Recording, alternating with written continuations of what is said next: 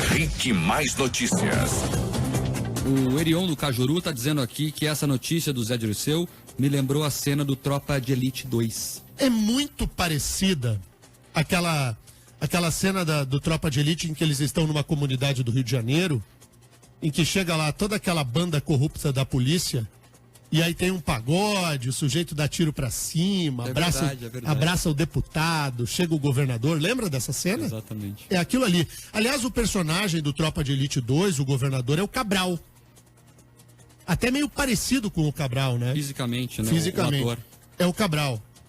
O Cabral é outro. Denia, também tem a participação aqui do Rodrigo Mainardes. Ele disse que foi ver agora o vídeo, depois que escutou aqui nós comentando sobre ele, e diz que enfim, é debochando a nossa cara, que acordamos cedo para trabalhar, está indignado com o vídeo. O Antônio, do bairro Alto, aqui na capital, diz que se a gente poderia comentar as trocas na Polícia Federal. Daqui a pouquinho tem reportagem especial sobre isso, viu, Antônio? Também tem a participação aqui do Osmar de São José dos Pinhais. Ele falou que vai trabalhar com a nostalgia ao saber dessas notícias. Bando de ladrão e não acontece nada. Eles não cumprem a pena que lhe é as devida. O Wagner Sabino diz que é uma vergonha. Ladrão de galinha para dar de comer à família todo o rigor da lei. E para alguns o privilégio do samba em casa. O pessoal está revoltado aqui com essa situação, viu, Denise? Mas tem que se revoltar, é porque há duas igualdades, né? A igualdade para os pobres é uma e a igualdade dos poderosos é outra. Nós somos todos iguais perante a lei, só que uns mais iguais que os outros, né? O nosso ouvinte Fábio Scraba pergunta o seguinte: festa com dinheiro doado? Será? O Dirceu Guerreiro do povo brasileiro, Fábio, ganha 10 mil de aposentadoria, dá para pagar um churrasquinho, né? Não dá? 10 mil pago pela Câmara, depois de 10 anos perambulando e fazendo mal ao país no parlamento, você ainda leva 10 mil de aposentadoria? Não tá bonito? Não tá gostosinho? Não tem um pagodinho aí pra gente cair pro intervalo, Terribas? Tem. Já vou colocar aqui um pagodinho. Foi um pagodinho assim pra gente sacudir no carro, assim, sabe? Enquanto isso aqui, mandar um abraço especial pro Tadeu e pra Nelly, Denia, que mandaram mensagem pra cá e estão nos escutando no carro. Muito bom, um beijo pra todo mundo, muito obrigado pela audiência. Vamos para o primeiro intervalo. Na volta... Denia, tem uma mensagem que eu tenho que ler. Calma aí, eu também tenho que achar aqui o pagode. Enquanto isso, Denia, o Elcio Koleski, nosso ouvinte todas as manhãs, participa aqui e pergunta qual o problema. Dirceu não desrespeitou a lei. É verdade. Eu não estou falando em momento algum. Eu disse aqui que há qualquer problema em o Dirceu dançar. Não há. O Dirceu pode dançar na casa dele, o Dirceu pode fazer festa, não tem problema algum. Elcio, eu já falei, mas vou repetir. Não há problema algum. O problema não está na dança, nem na legalidade. O problema está no deboche, no escracho com a nossa cara. Aliás, o Brasil hoje carece severamente de uma boa interpretação de textos. Marques, você leu aquele texto polêmico da revista Isto É, Lula deve morrer? Tem ouvinte até perguntando se você não vai comentar sobre então, ele. Então eu li o texto, sabe? Depois da repercussão, li agora cedo. Eu li o texto. Todo mundo falando. O ouvinte Clóvis está perguntando isso. Clóvis, pô, você não vai falar do texto Lula deve morrer? Eu li o texto. Pela repercussão das redes sociais, eu achei que o autor tivesse pedido a morte física do Lula. Mas não. O que ele fala é da personagem política Luiz Inácio Lula da Silva. E fala que em um país em que se aplaude um criminoso, somente a morte é capaz de nos devolver a um trilho de moralidade. Falou com as palavras dele. Em nenhum momento ele disse a morte do Lula, caixão, velório, nada disso. Fala de uma morte de natureza política. E a pessoa pega o título, não lê o texto e diz que a revista Isto É pediu a morte de Lula. Como se quisesse que o Lula morresse fisicamente, que falecesse. É muito triste o momento que o Brasil vive. O Brasil vive um período cinza de sua história em que a pessoa, para fazer oposição tosca na rede social, é incapaz de ler um texto de 6 parágrafos. É lamentável. São os analistas de Facebook, né, Daniel? Analista de Face e que se satisfaz apenas com a manchete. Não lê o texto. Quando você pega e lê o texto, você vê que o jornalista não está falando de matar o Lula. Ninguém está pregando, o jornalista, a revista Isto É, não pediu a morte do Lula, que alguém pegue um revólver e vá lá matar o Lula, nem nada disso, nem quer que ele morra de doença alguma. Se fala de um personagem da política que tem chances reais de vencer a eleição e que isso seria ruim para o país e que somente a morte política de Lula poderia devolver ao Brasil um horizonte de melhora na nossa vida pública. Esse é o resumo do texto. Agora, se você não quer ler ou não quer interpretar, aí é muito triste. Eu vi esse jornalista apanhar feito bicho pelo texto que escreveu. Foi condenado pela manchete. E quando a sociedade não é capaz de ler o texto e trata a revista e o jornalista desse jeito, é porque a burrice coletiva de alguns é muito severa. 7h20. Dá agora, seu terrível? Não dá. O computador aqui não tá funcionando. Queria falar aí, pessoal, não tá funcionando o computador. Não tá funcionando o Não tá computador funcionando do intervalo? o computador. Do intervalo? Não, o computador do Sambinha aqui. Ah, é, mas o intervalo tá funcionando. Do intervalo tá funcionando. Só então aqui vou registrar a participação. Esse se não funcionar, acabou tudo, né? A participação do telefone final 0400, não colocou o nome, mas ele deu uma sugestão aqui de samba que cai muito bem para esse momento. Do Bezerra da Silva, malandro, malandro, mané, mané. Não é? O Mané aqui chama um intervalo agora, terrível. E o Mané aqui tá tentando há meia hora. Atenção aí, pessoal, pode me ajudar aqui, o computador não tá funcionando. E o malandro tá dançando e sambando com a mulher em casa. É isso aí. Vamos pro intervalo. Rick Mais Notícias. Fique mais notícias aqui na Rede Jovem Pan, são 7h25, 7h25. A Polícia Federal aqui do Paraná tem um novo superintendente, é o delegado Maurício Valeixo. Ele assume a vaga do delegado Rosalvo Franco. Foi uma boa, Mark? Foi sim, Daniel. Até agora, Valeixo vinha exercendo o cargo de diretor de combate ao crime organizado. Segundo o novo diretor da Polícia Federal, Fernando Segovia, a escolha foi porque a Superintendência do Paraná precisa de alguém especializado para evitar frear as investigações da Operação Lava Jato. Uma pessoa excepcional, um grande profissional que inclusive foi convidado para assumir a superintendência da Polícia Federal no Paraná, onde continuará o trabalho da Lava Jato, ampliando o trabalho da Lava Jato no Paraná.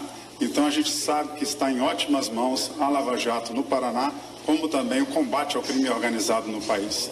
Maurício Valeixo já chefiou a Polícia Federal aqui no estado entre 2009 e 2011. No lugar dele, assume o cargo de diretor de investigação e combate ao crime organizado da Polícia Federal, o delegado Eugênio Ricas, que era o então secretário de Estado no Espírito Santo. Daniel, essa notícia que tomou forma já foi anunciada pelo Fernando Segovia, falta ainda os termos burocráticos de nomeação, enfim, isso deve acontecer no mais tardar no início da semana que vem. Agora, os bastidores dessa troca, Daniel, foram movimentados, viu?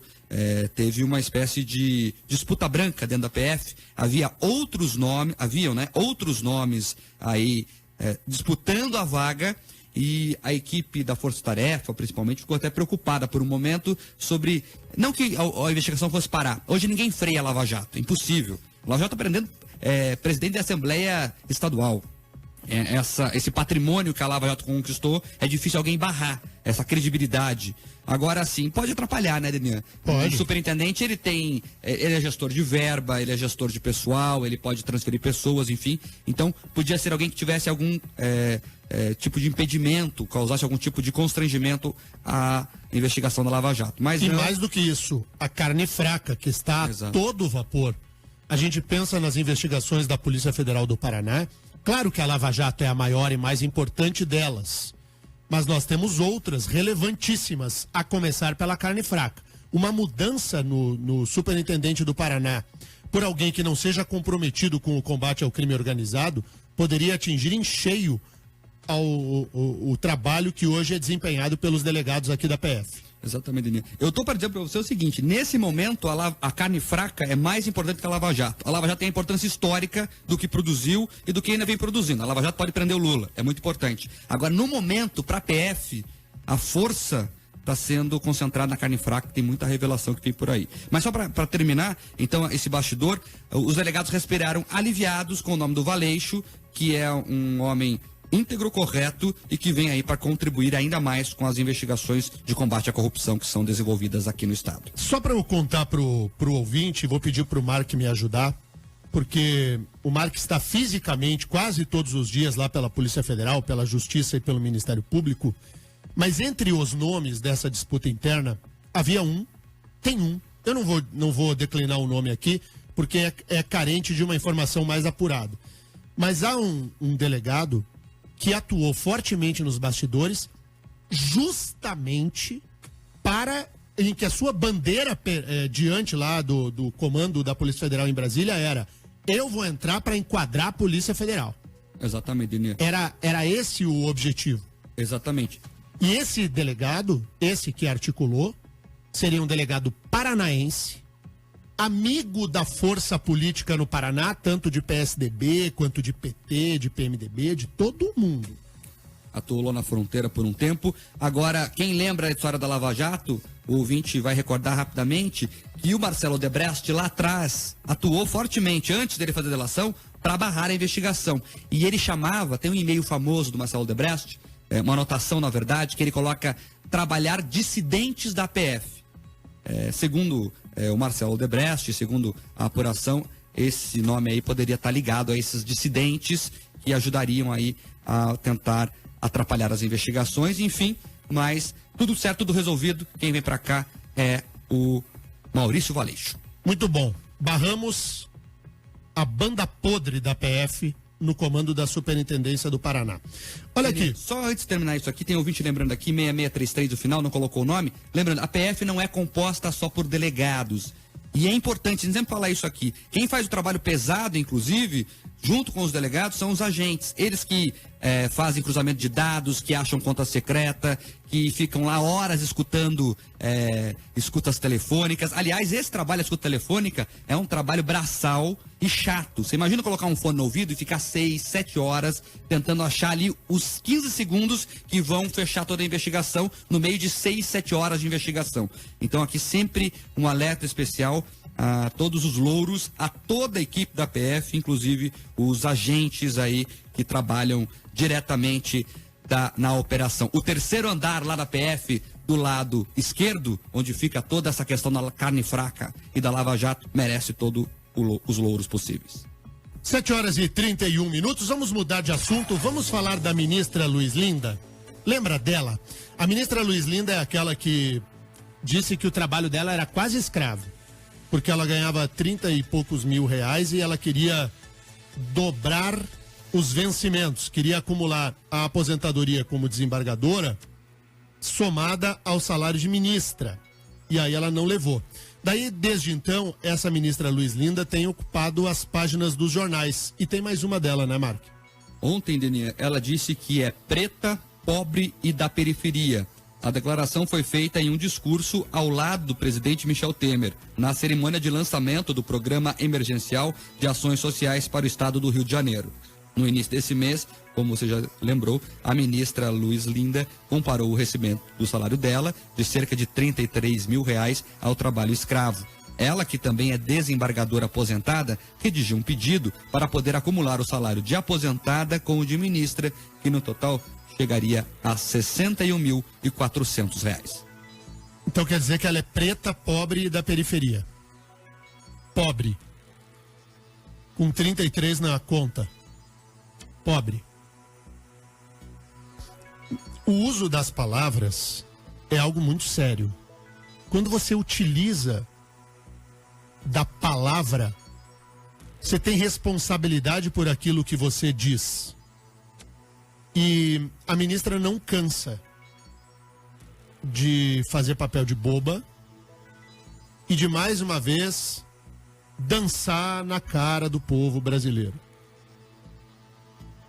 Poxa, ministra, pobre da periferia, Vossa Excelência é ministra de Direitos Humanos. A senhora deveria ir à periferia. Deveria pedir para abrir a conta bancária daqueles que têm conta na periferia e dar uma olhada no saldo. Vossa Excelência tem a cor da pele negra. Como negros são muitos dos pobres brasileiros, legados a um futuro e a um presente de pobreza por conta da deixa histórica que envolveu a chegada dos negros ao país. Todos nós temos compromisso com os negros.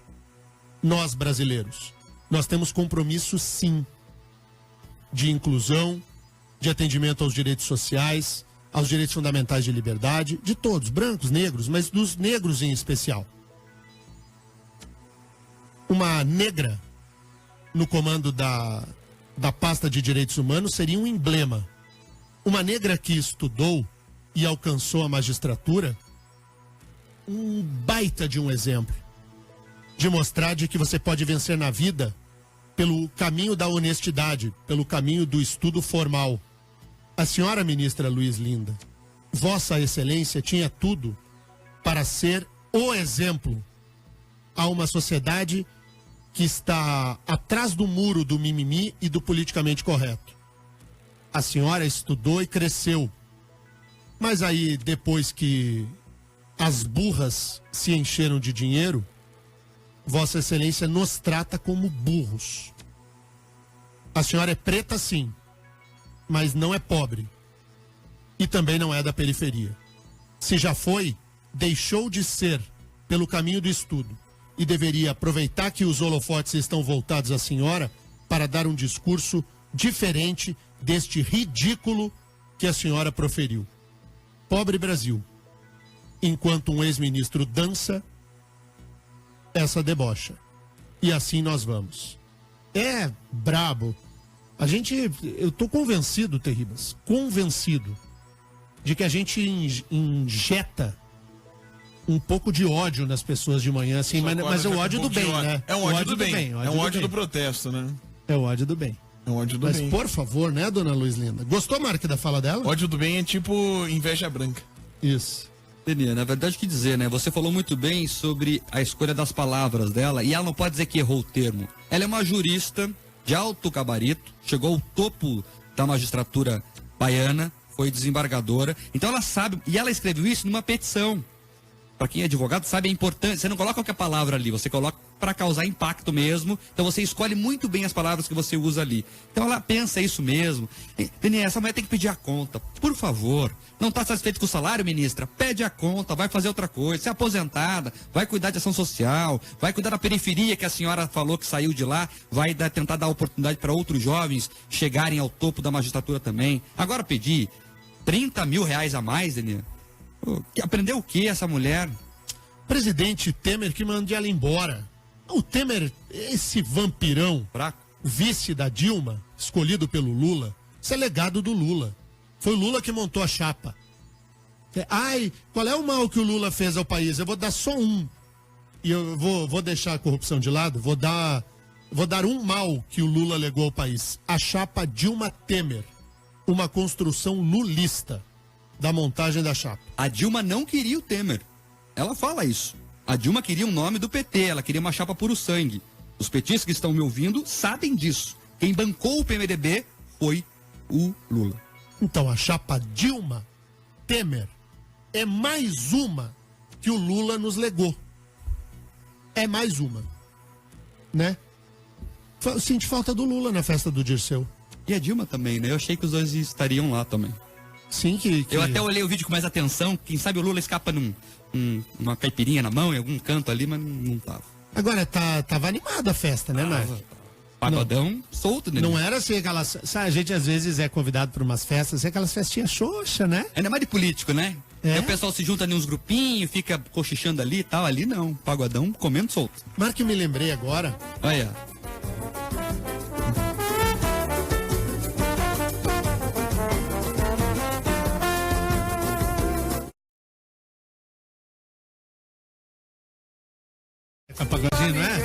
Demais, né? É muito bom.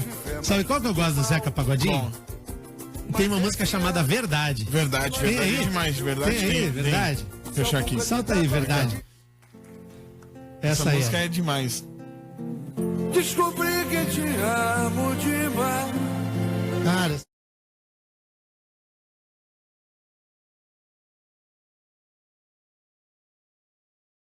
Aumenta o volume. Descobri sem querer. olha agora, olha quando é do Pagodinho agora. Ó. Verdade. Ah, é bonzinho, né, O gostoso? Dirceu tava nessa pegada com a mulher. Ele tava bem pertinho dela, Então. abraçando e tal. Coisa linda. Romântico. Ô, Mark, lembra que uma vez a gente foi convidado para um churrasco lá na casa do Requião? Lembra disso? Eu não fui. Eu fui. Eu não fui. Engraçado, né? Ele me convidou pra ir na casa dele. Eu fui mesmo, não tô debochando, não. E Aí aí? lembrei da carne. Você comeu a carne, né? Era firme? Era friboi, eu acho. Muito bom, são 7h39. A gente cai pro intervalo, ouvindo um pouquinho da música Verdade do Zeca Pagodinho. A gente volta já.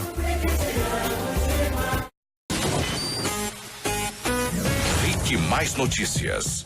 Fique mais notícias aqui na Rede Jovem Pan, 7h43. Jovem Pan Curitiba em cadeia com a Jovem Pan Cascavel de aniversário hoje, feriado lá no oeste do Paraná. Hoje também é um dia de descanso lá no oeste, mas será que tem alguém acordado aí ouvindo a Jovem Pan Cascavel? Manda a sua mensagem pra cá. Jovem Pan Ponta Grossa, quando é que nós vamos a Ponta Grossa, Jonatas Terribas? Nós vamos já na semana que vem na próxima. Ah, tá. Você viu E que resposta? Na semana que vem na próxima. semana que vem na próxima, talvez na outra. Também falamos lá para Foz do Iguaçu, toda a região da Tríplice Fronteira, para o mundo inteiro, henriquemais.com.br/Jovem Pan e em facebook.com você procura o Rick Mais PR. Marcos Souza, prioridade é do ouvinte. O Léo de Curitiba mandou uma foto aqui, tá ele e o filho Murilo levando o Murilo pro colégio. Os dois aqui, ouvintes assíduos, e o Murilo tem uma cara daqueles meninos que é um terror no colégio, sabe? Que apronta todas. Obrigado pela audiência, viu? Ô Murilo, pode bater o terror, mas estuda, guri. O Alessandro aqui falando sobre os vídeos de Cé Dirceu. O pessoal tá indignado com o vídeo, Daniel. Ah, mas por favor também, né? Que a malandragem tá solta. Também tem o ouvinte aqui, Daniel, que não colocou o nome, final telefone 0246. Pessoal, tem que mandar o nome sempre, tá? A gente tá acostumado a mandar o WhatsApp lá pros nossos contatos, onde todo mundo já tem o nome registrado. Mas aqui a gente não tem o nome registrado de ninguém no WhatsApp da rádio. Então, quando você terminar a sua mensagem, assina lá pra gente poder registrar o teu nome. E ele causa polêmica aqui. Ele diz que discorda do posicionamento sobre a ministra. Na opinião dele, a aposentadoria é o retorno de 30 anos de contribuição. Já o salário é o retorno pelo trabalho. Porque ela contribuiu por 30 anos, não pode mais trabalhar e receber por isso? Pode, desde que seja na iniciativa privada. O setor público tem um teto. O teto de que o serviço público paga alguém é o vencimento de um ministro do Supremo Tribunal Federal. Cada vez que passa o teto, nós estamos diante de uma ilegalidade. E se não ilegalidade, uma imoralidade, é uma falta de vergonha. É um escândalo, é imoral. Ainda que se discuta a legalidade, de natureza moral é uma barbaridade. Há inúmeros casos de gente que acumula vencimentos. Aqui no Paraná, o mais conhecido deles é o do senador Requião, que ganha 66 mil reais por mês. Uma imoralidade gigantesca. De gente fora da curva da moral. A moral é um trajeto. Se você está fora do trajeto, você é imoral. Você até discute a legalidade, mas a imoralidade grita. Você receber mais que o teto, enquanto o grosso do funcionalismo, quem tem que ganhar mais, professor e policial, ganha uma mixaria, me desculpe o ouvinte. Apareceu quem defenda que uma ministra ganhe 60 mil por mês. Apareceu, sempre tem. Tem aqui a Paula, Denian, que tá com o filho Juan, levando ele pra escola, mandou uma selfie pra cá, o Juan lá no banco de trás, também na escuta do Jovem Pan. A Vanesca dizendo que chegou no trabalho e tá no carro ainda ouvindo a gente, não consegue desligar o rádio. Olha aqui, Pra ouvir ó. o final do É comentário. Vanesca o nome dela? Isso. Ô, Vanesca, depois o chefe vai reclamar. Então, se o chefe não ouve o Rick Mais Notícias, você faça assim pro chefe. Chefe, ouve lá. Daí ele para o carro do lado do teu aí no trabalho e vocês entram juntos. Senão você vai levar um puxão de orelhas. O André tá com a Joana, a filhinha, levando ela pra escola. Eles são lá de Campo Largo e dizendo que nos ouvem todos os dias as verdades que a Jovem Pan fala aqui. Tem o Ian Dimitri, tem 10 anos, Daniel, e tá indo trabalhar, viu? Enfim, tá indo pra escola, escutando a Jovem Pan. Tem O trabalho da criança é o estudo. Exato. É assim. Deixa eu falar uma coisa pra criançada que tá ouvindo agora, Mark. Eu sempre digo, vai lá e estuda, vai lá e estuda. Eu não tô assim sendo chato, eu tô falando a verdade mesmo. Estuda mesmo.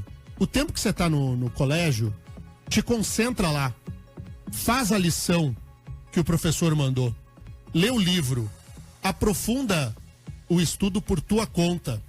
Aprende a manusear a biblioteca. Pega livro na mão, sente o cheiro do papel. Não fica só na tela do computador. Enfrenta texto difícil. Sabe aquele texto mais difícil de ler? Aquele que a gente não conhece a palavra?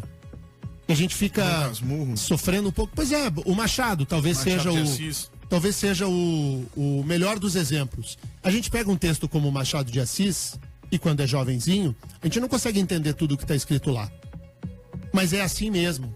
A gente tem que se deparar com um texto difícil e com quem escreve bem. Pega o dicionário e coloca do lado. Lê junto. Quando você não conseguir compreender determinada palavra, entra lá no dicionário e vê o que a palavra significa. Se você não entendeu, pede pro teu pai, pra tua mãe, pra alguém da tua família, alguém que possa te ajudar. Às vezes é o irmão mais velho. Sabe aquele livro que parece chato, que a professora de literatura manda ler? Poxa, se ela pediu pra você ler, é porque esse livro é importante.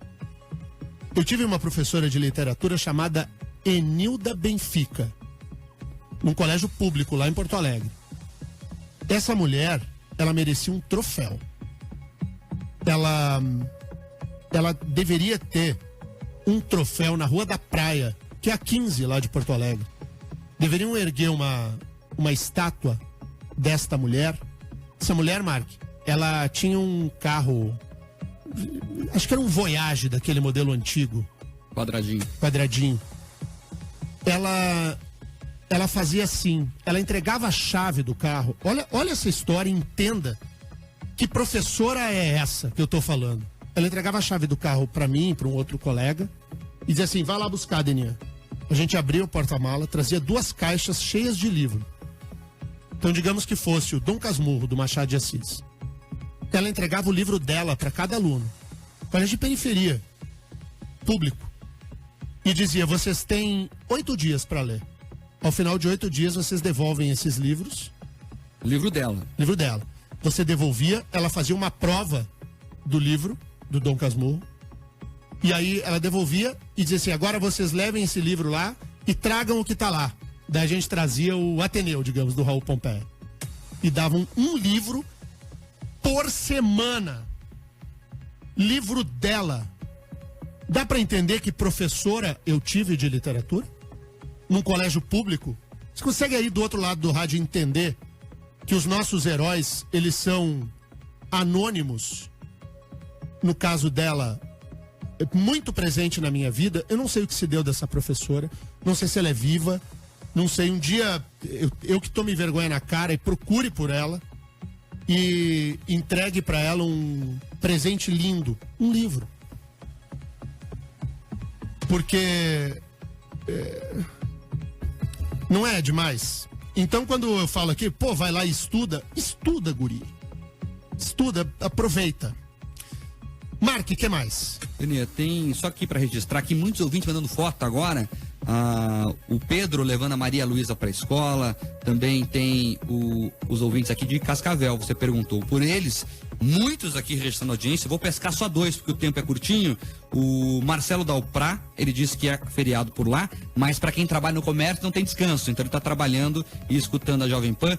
E o Evandro Rodrigues, ele dizendo que está em casa, por causa do feriado, mas assistindo pelo Facebook a transmissão aqui do Rick Mais Notícias. Terribas, o jornal O Globo traz a seguinte notícia, que o Roger Waters está escondido em Trancoso, na Bahia. Tá na capa do Globo. Verdade mesmo aqui, ó. Roger Waters está escondido em Trancoso. Tem Pink Floyd sem Roger Waters, Terribas? Não tem, né? Não tem, né? Não tem. Então, ele tá aí na Bahia. Tá na Bahia. Tu gosta do Pink Floyd, ô Marcos Souza? Muito. Pois é, ele tá na Bahia. Já pensou se ele fizesse assim um showzinho, tomando uma água de coco? Era legal, né? Tá escondido lá na Bahia o Roger Waters. Vamos dar uma última notícia que envolve os julgamentos no tribunal aqui do Paraná, o nosso TJ. O TJ não cumpriu a meta do Conselho Nacional de Justiça para descongestionar julgamentos. O Tribunal de Justiça do Paraná está atrasado. Um levantamento do portal livre.jor revela que de janeiro a setembro de 2017, seja na Justiça Comum ou no Juizado Especial, em nenhum mês o Tribunal de Justiça conseguiu reduzir o passivo de processos que tramitam no órgão. O Conselho Nacional de Justiça quer dos tribunais o comprometimento de julgar pelo menos 1% a mais do que a quantidade de novos processos distribuídos aos magistrados. Na prática, isso significa que se o juiz recebeu 100 processos, ele iria que ter julgado 101. No portal do CNJ, no link sobre as metas, é possível conferir dados atualizados do cumprimento das metas em todo o Brasil. Essa não é a primeira vez que o Paraná fica aí sem bater a meta do CNJ. Se não determinar uma meta, quando alcançar a meta, dobre a meta. Senhores desembargadores do Tribunal de Justiça do Paraná. Vamos, né? Vamos, né? Então vamos. 7h54. Vamos embora, Marque. 2 recadinhos de ouvintes aí antes de a gente ir embora com Pink Floyd. Tem como soltar só um Já trechinho? tá aqui, já. Ah, então tá bom. Vai lá, Marque. Tem a ouvinte Vanessa que você falou lá que era para o chefe escutar, ela falou que o chefe já ouve. Então ela que tá bom. em bons lençóis. E ela diz aqui que os dois ficam curiosos para saber quem recebia a picanha, que você não conta. Vai chegar o Natal e você não conta quem é. Eu vou contar quem vai receber Chegava lá o em pino. casa. Imagina uma picanha agora. Ai, que bom, Terribas. Não Né? faz Uma picanha isso. agora, assim. Estalando. Aquela que você acabou de tirar do forno, assim. A picanha, aquela que você... Aquela que só vira no final pra poder dar uma dourada na gordura, assim. Isso. Nossa. E aquela que você deixa a grelha lá, pra falar da picanha grelhada, não a do espeto. Você deixa a grelha lá, deixa o fogo pegar. E aí, Quando estiver muito quente. aí quando tá a brasa lá vermelha, você larga a picanha na grelha, aí dá aquele barulhinho. Mas sabe que a doutora Flávia Ode, que estará aqui amanhã, inclusive, não sei se ela vem amanhã que é feriado, mas enfim, é quarta-feira é o dia dela, ela vai questionar vocês. Tem que tirar a capinha de gordura da picanha. Aham. É melhor não comer, né? É melhor não vou Isso é tirar. uma heresia. Isso- Não faça isso. Isso daí, pergunta pro Dirceu Guerreiro do povo brasileiro se ele não comeu a picanha lá no aniversário lá com gordura. mulher. Claro que comeu. A Cátia de Toledo, para terminar, dizendo que tá mandando um forte abraço para todo mundo. E ela também tem que trabalhar para o carro estacionamento e não desliga o rádio até o fim do programa. Obrigado, Cátia, pelo carinho. Muito obrigado a todos. Nós vamos embora ao som de Pink Floyd com Roger.